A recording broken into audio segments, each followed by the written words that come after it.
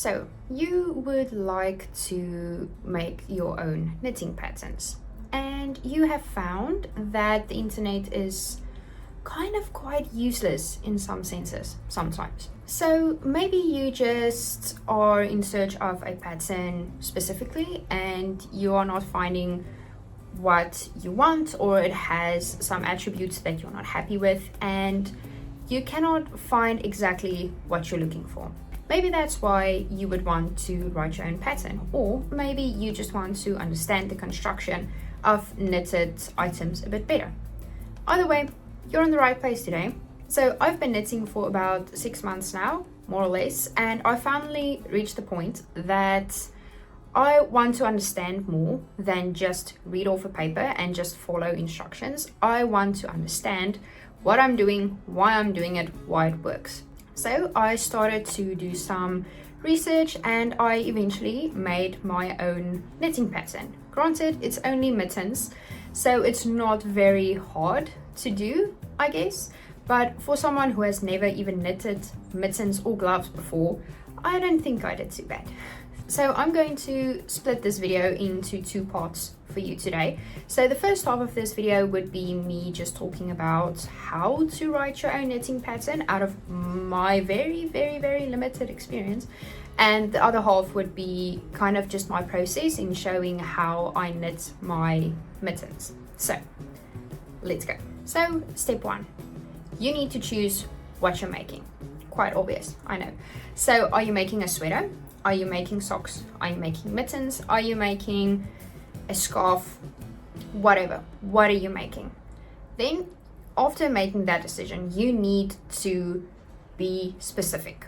So if you are wanting to knit a sweater, go on Pinterest, find some inspiration and put all of it in a mood board or in a notes app, or print out the photos of sweaters that you like and put them all in a collage and identify what draws you to this design. Maybe it's the color work, maybe it's the general fit of the sweater, maybe it's lace work. Identify what it is, what exactly you are looking for. Step 2, construction. This might possibly be the most important step of this process, because this step will determine what your project will look like at the end of the day and exactly what elements you are looking for. So when you are knitting a sweater, are you looking for a dropped shoulder? Are you looking for a saddle shoulder? Are you looking at a raglan? Are you going to do German short rows or not? Are you going to knit it from bottom to top maybe? Does the cast on need to be stretchy? So you have to use the long tail cast on, or can you just use a regular back loop cast on? These are the most important questions that you are going to have to ask yourself, because this will determine everything. If you're knitting socks, are you going to do them from the ribbing down to the toe, or are you going to do them from the toe to the top? Which type of heel do you want? So with this step, you really need to have a good understanding of the garment you are choosing to make. And if your garment requires lace work or maybe cables or color work, it's very important that before you actually start to make this garment, that you know what you're doing with lace work or color work. So if you have an idea of a basic cable in your head for some socks, you need to practice cables first. You firstly need to know how to do cables, how they work, what your gauge should be. Should you use a bigger needle? Should you use a smaller needle? You really need to think this through so well, because otherwise you are going to end up starting a garment and it's going to be one heck of a flop, because you are not going to know if your lace work is going to come out correctly, or you don't know how to do lace work and you just found a random pattern on the internet and you are just following the lace pattern but you have never done it before. So this is very important, especially to kind of try and not get frustrated with your project, because it's quite daunting to write your own pattern already. You're going to set yourself up for failure right from the start if you are not going to prepare correctly. Step 3, the fun stuff. you need yarn. But what type of yarn? Are you making a sweater for the winter? So do you need merino or alpaca maybe? Are you not bothered and you can just use an acrylic? Is it a summer knit? So do you need some cotton? Does it need to be stretchy for socks? Make a gauge swatch and make sure how you want the fabric to feel. So if you want a more stiff fabric, use a smaller needle. If you want a more loose, relaxed fabric, use a bigger needle. But keep in mind that if you want a winter knit, you want a more compact instead of a more airy fabric. Step 4, I think. Math. Dun dun dun. It's not as scary, I promise. So now you need to make a gauge swatch with the yarn you have chosen and with the needles you would prefer to do them with. Make sure you are aware of your tension and that you can maintain this tension throughout the rest of your project. Calculate how many stitches you knit in a 10 centimeter block basically, and make sure you wash it and block it the exact same way you would wash this garment that you are making. Take your measurements. So you need to, when you are making a sweater, of course, you need to measure your shoulders, your bust, your waist, your arm length. All of those measurements need to be made right now. If you're knitting socks, take the measurements of your feet. Make sure you know exactly how long you want them to be. Don't just trust every pattern because everyone uses a different type of yarn. So don't just go on the internet and see, this person casted on 35 stitches and you're casting on 35. It's not going to work. You need to work according to your gauge swatch. And also, if you're knitting ribbing or lace work or color work or whatever, you need to swatch that as well to make sure that when you change needles for your color work maybe, or when you use a smaller needle for your ribbing, that you're taking into account that it might be a bit smaller of a gauge or a bit bigger of a gauge. So keep that in mind as well. Now, the tricky part. You also need to take into account positive ease and negative ease. This is a part where you might want to go and do a bit more research, because I had a screw up with my mittens with the eases because I didn't take into account everything properly. So make sure about this, because a sweater most of the time needs positive ease because you don't want it to be tight. Unless you're making a summer top, then you might do it the exact measurements, or even a negative ease if you are wanting something that's tight fitting. Socks and mittens need negative ease because you don't want a sock that's just going to slip off from your foot. So go and do research, make sure that you are using the correct amount of ease. A lot of times you can just go and look at other people's patterns. They usually use eases as well, and you can see what type of yarn they have, and if they have 22 stitches per 10 centimeters or whatever, and you also have that gauge and they used 10% positive ease or whatever, you can see how it maybe looks on the model of the pattern. So that might be a good way to kind of figure out how much ease you would like. Step 5, work it out. Prepare yourself for a lot of mistakes and a lot of miscalculations. But you know what? Always tell yourself that every single knitter who develops a pattern goes through this process, especially if you haven't done this before. And do not give up. Always be aware of it, that it takes 1 or 2 or 3 drafts sometimes in order to perfect a pattern. Even if you are sewing, you make a mock-up with cheaper fabric before you actually cut and use and do whatever you're doing with the final product, especially with clothing. So don't get discouraged. This is where it's going to get hard, and this is where you're just going to have to pull through it. And also sometimes the math will fail you completely. Math has failed me so many times, and with my mittens the math failed me as well. Well, not the math, my brain failed me. But I made my mittens too small. The ribbing was perfect to fit around my waist, but I forgot that it still needs to fit around my hand as well.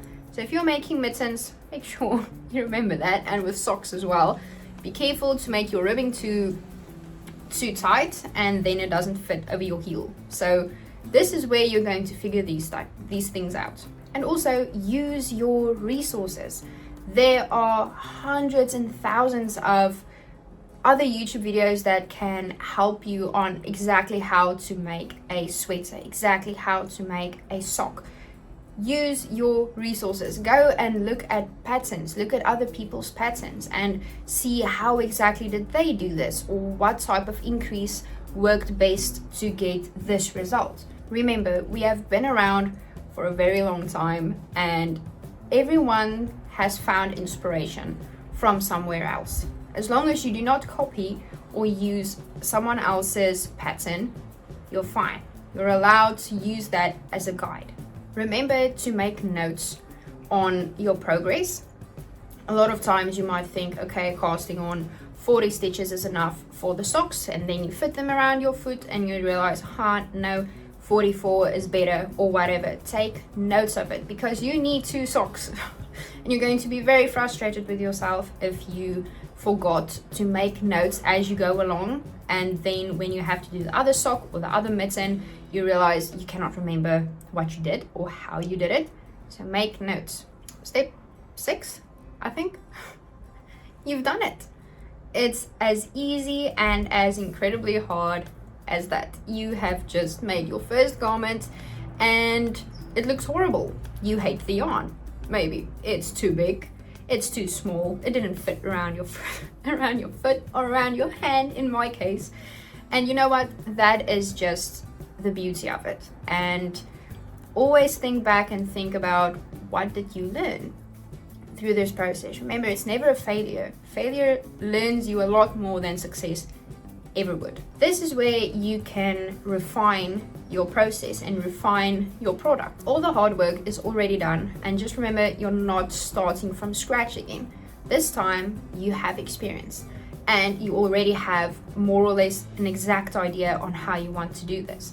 So from here you can just refine your garment and just make sure it just comes out perfect next time. And it might not, actually, it might not be perfect even the second try or even the third try. But you know what? We're not perfect, man. We're not perfect. You won't be able to make a perfect garment. There will always be something that you would like to change or something that can be better. And that's okay too.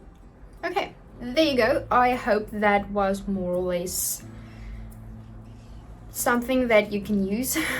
Maybe, I don't know. I have just been struggling a lot to find some resources on how to do this exactly. I find knitting so much harder to enter than crochet. There is a crochet video for anything you can think of. I'm just thinking of a few channels on the top of my head where you can make a whole dress for free, and this lovely lady just teaches you every exact step how to do this. And I feel like knitting is just not that, so it's so hard to try and learn how to knit sometimes. So maybe if you're struggling, also get a book.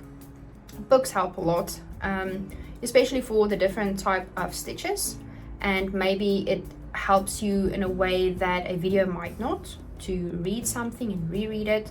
That might help a lot as well. So the next part will just be me showing you my mittens and the process I followed with it. So it's going to be a lot more jumbled than this first part will be, because I worked right through the night to try and finish these, and yeah, that's not always the best way the best way to do it. But anyway, here is that part. So I'm quite proud of how it's going, but I know it's not really a hard pattern to do. But I just thought I would show you what it's looking like right now. So I'm just about to do the thumb bit over there, and you can also see the increasing over there, and you can see increasing over there. I think it's going to be a bit too big, but I will remove it from the needles now and just see how big it is, because then I can just remove some of the increases maybe. So I just thought I would kind of walk you through the process of how I've been doing this. I know I kind of explained already how I'm probably going to do this or how I planned on doing this, but I just thought I would kind of walk you through it. Also, I apologize if you're hearing my bird. He's having a karaoke moment in the next room. So sorry about that. So first off, I did a gauge swatch for the ribbing and also for the stockinette stitch. I am using 8-ply merino yarn, and then from there I also did it in the round all the way. So in the round about, I think 11 rounds. Then I did, I believe, 2 rounds, just regular stockinette with the bigger needles. So these I did with 2.75 and these I did with 3.25, I believe, I think. So 2 rows regular stockinettes, and then I started with the increases. So I am not very clued up on the different types of increases you get yet. So I just opted to do a regular yarn over. So I think I used like 4 or 5 stitches, and then I started increasing just with yarn over on both sides. And this also actually looks quite nice in my opinion. So I am done with the increasing now, and now I just need to do the thumb. So the only thing I'm just going to do is I'm going to see how many stitches about I increased. So it's about, I think there, because there's my increase. So I think it's around there maybe. Those few stitches will be resting on a piece of scrap yarn, and then I'm going to do the rest of it in the round for the rest of your hand, and then eventually just do the decreasing, and then afterwards I'm going to do the thumb.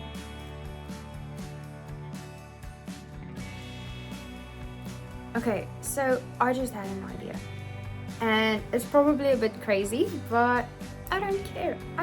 So I have been knitting for a while now, and they are quite long, so they're looking quite good. So I imagine I would just have needed to like start the decreasing maybe. I don't know, maybe not yet. I'm not sure. Okay, but just to explain to you, so I just put these stitches on a scrap piece of yarn, and there's a bit of a gap over there where I cast it on, or not cast it on, where I started with a new yarn. So I would just see how exactly I'm going to tackle that. But I was thinking just taking an extra leg maybe, and then just decreasing it again. So that was the plan. But now I started to think, because I'm actually thinking of making these for a friend, and it's hard to wear completely solid mittens because you're not able to do anything with your hands then. So the only time you would be able to use them is when you are going for a walk or you're just sitting in the house. You cannot read with them, you cannot text on your phone with them, so they're not very functional, to be honest. So while I was knitting, I was thinking, why don't I just make fingerless gloves, but then make like the little cap so that you can just pull it over. And now I'm unable to get that idea out of my head, so I haven't even like filmed anything else yet. So, and now I just can't get it out of my head because I think that's what I want to do. But these are fitting so nicely though. They actually look so nice in the camera. And now I'm going to have to rip until about there, when my fingers, just before my finger starts, do ribbing I think, and then somewhere do the cap to, it's probably not called a cap, but I'm gonna call it a cap. So then you would just pick up stitches, I'm guessing. Pick them up and then cast on the same amount you have right now, I would imagine. But now I'm scared that I'm going to do this and then just regret it later. But the thing is, if I don't do this, I think I'm also going to regret it anyways, because then you have best of both worlds. I'm thinking we're going for the cap though. I think we're going for the cap. So obviously I haven't done this before. I haven't even done mittens before, but I think I'm going to try this because I think this might be quite cool. So let's rip out some stitches.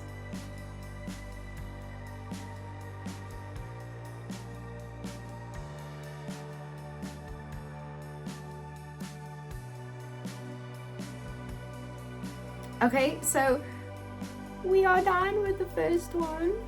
Also, I apologize, it's quite late into the night right now, and I'm determined to finish at least one of these tonight so that I can actually finish these in time for my next upload date. So yeah, sorry, this is what you're getting right now.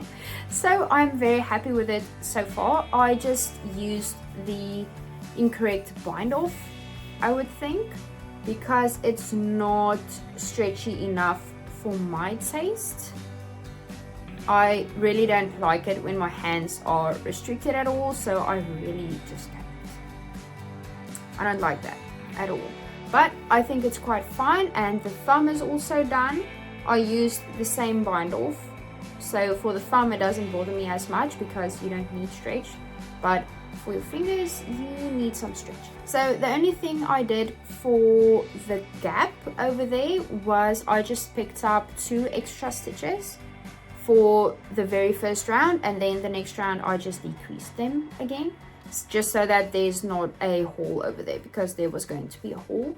Okay, so the next step is now just to pick up some stitches along the top over here, and then cast on some more stitches, and then just going around the whole time for like the top cap of it basically. But I think I will have to start maybe with ribbing once again. Oh man, I haven't thought this through completely, so I'm not really sure how to go on from here. So it's going to be a lot of trial and error probably, but once I figure it out I will share with you what I've done. So yeah, I look so incredibly disheveled and my cheeks are so red. I could have just waited until tomorrow morning to do this, but I'm not in the mood. I want to finish this now. So yeah, let's make a cap for my hand.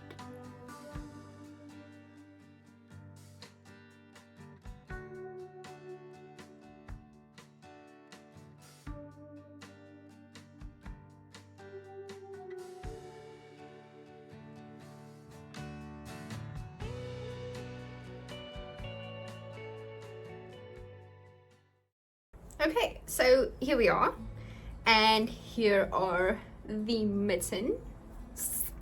I haven't finished the other one yet, that's why I said mitten and then just said after it.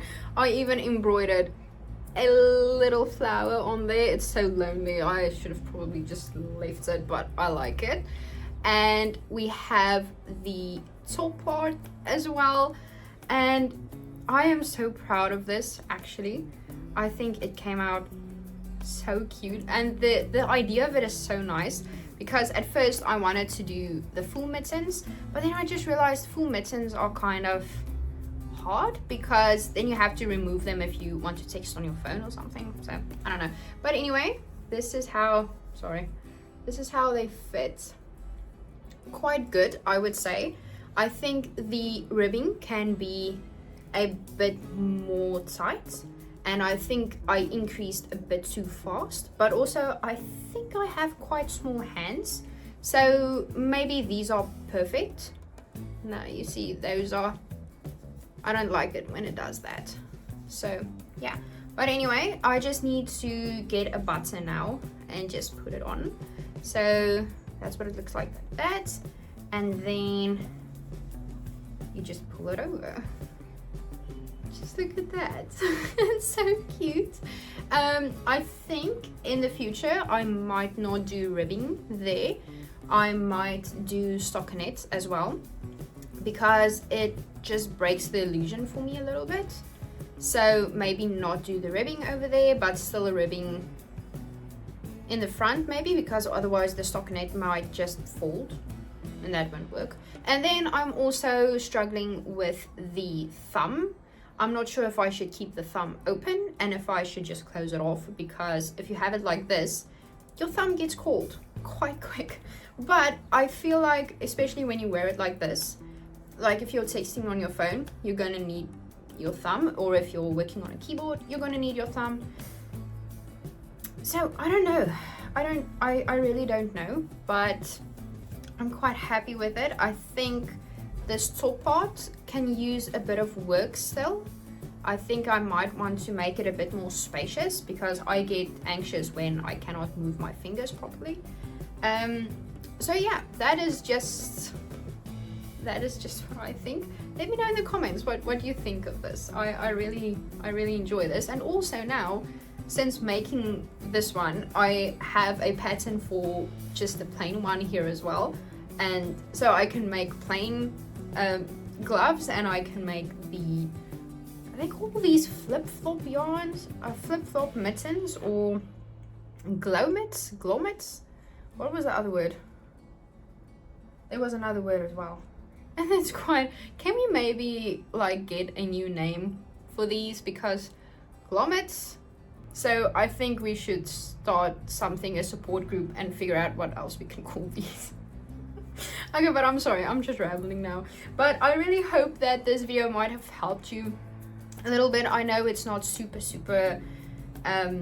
in depth maybe, because I have not done sweaters yet. I haven't made my own pattern for a sweater and stuff like that yet. So I don't want to come from a place where I don't have all the knowledge yet and then try and tell you what to do, because I'm not sure. This is just throughout my process. I got these steps and I just felt like maybe that would help someone somewhere, and just make you realize that it's not that scary. It's not that scary. You should just start. Just start and you'll be fine. You'll be good. So yeah, thank you so much for watching, and I'll see you in the next one.